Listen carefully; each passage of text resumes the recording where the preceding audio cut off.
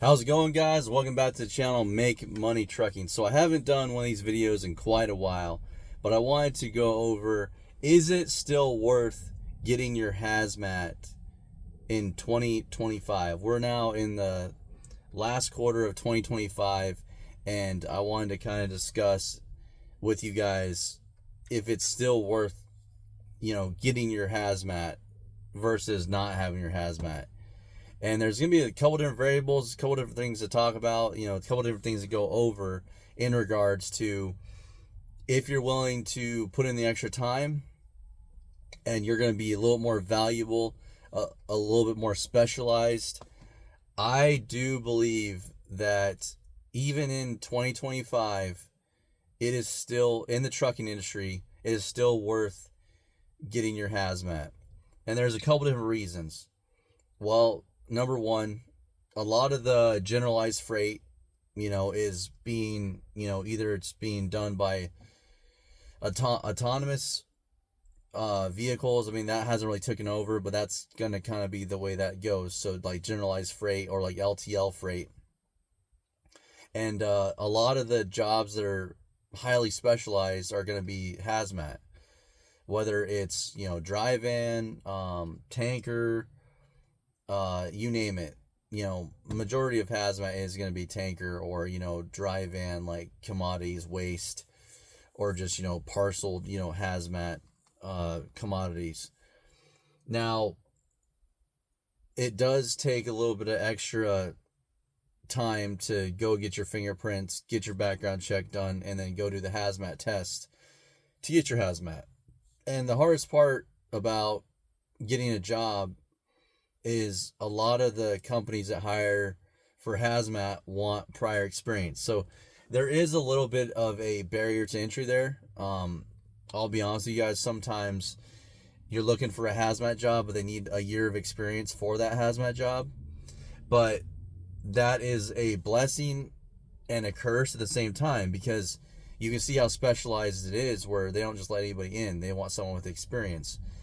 But you sometimes got to jump to maybe not the best company. You might have to work for like a little bit not of as great of a company that will allow you to get in there and get your experience. And then once you get a couple years under your belt doing that specific hazmat job, like hazmat tanker, or hauling like hazmat waste or whatever it may be, or just like dry bulk commodities for these some over the road carriers, then that's where it really is of value to you. That's where you really stand out, and you're a lot more specialized. You're a lot more valuable with having that hazmat on your license and being hazmat qualified with experience.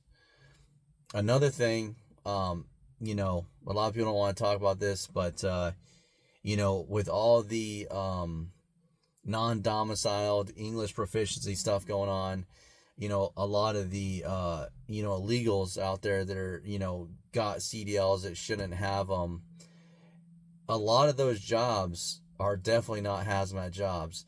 Now, I wouldn't be surprised. It's very disturbing to me if we do have illegals hauling hazmat that got CDLs from crackerjack box states. But for the most part, from what I've seen, so you're not competing with that. A lot of guys hauling general freight are competing with all of that.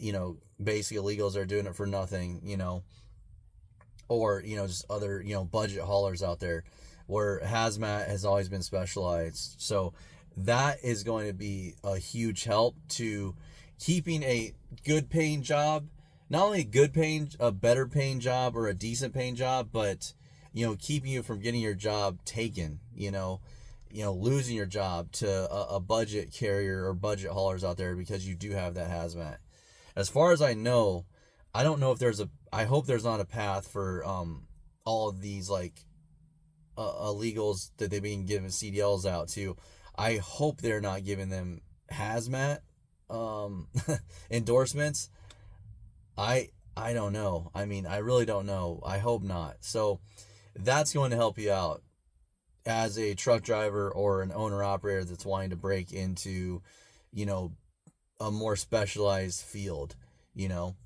And that's where I think it's still worth it, especially now with all that stuff going on right now. Um, you know, it's really it's killing our industry. It's just driving rates down to, you know, bottom dollar, pennies on the dollar. So anything you could do to stand out and kind of fight that and combat that, a hazmat is a decent way to do that. Now, hopefully, with, you know, all the stuff come down the pipe with, you know, the regulation and enforcing, you know, the English proficiency and, you know, non-domiciled, you know, hopefully that will work itself out. But in the meantime, you just step aside and, you know, kind of leapfrog that whole mess by having a hazmat. So, but obviously, you know, you've got to have, you know, a clean record. You got to keep yourself clean. You got to pass your fingerprints and your background, all that good stuff. But yeah, so I do still believe that it is worth getting your hazmat in 2025 going into this next year, 2026, because of the fact that it will set you apart. It costs a little bit more. Typically, apples for apples, a driver that is hauling hazmat versus a driver that is not, usually the hazmat driver will make more money. It's not substantially more, but I think, like I said before, it's more job security more than anything. Instead of you losing work to all these budget haulers out there that don't need special specifications to haul those loads. But all right, guys, let me know down in the comments your experiences. If you guys have your hazmats, you know, chime in the comments down below. Let me know what you do, what you haul, and what your experience has been. My experience has been, it's definitely, if it's an hourly rate, it's definitely worth a couple more dollars per hour. And then, you know, hauling by the load, obviously, hazmat loads, tanker loads usually pay pretty decent compared to like a dry van, you know, general freight load. Pay by the mile is, mileage pay is definitely higher. Not saying you can't beat it in other industries, but in the hazmat industry, it definitely does come out to be a lot more. But all right, guys, let me know in the comments, and I will see you on the next one.